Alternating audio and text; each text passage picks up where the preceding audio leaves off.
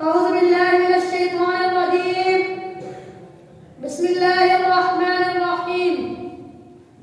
قال الله تعالى في القرآن المجيد: والعصر إن الإنسان لفي خسر.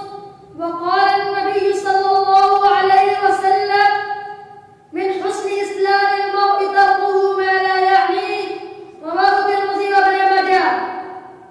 हर सुबह सफर हर शाम सफर, हर सुबह सफर हर शाम सफर, यूं जिंदगी का अंजाम सफर। इज्जत के लायक मोहतरम सादे किराम और पसमानदा के दिल नशीन दोस्तों, अस्सलाम वालेकुम व रहमतुल्लाहि व बरकातुहू। हज़रत गिरामी कदर, आज मैं जिन मोतियों को आपके सामने पढ़ना चाहता हूँ वो है मेरी और आपकी आंखों और हाथों, मेरी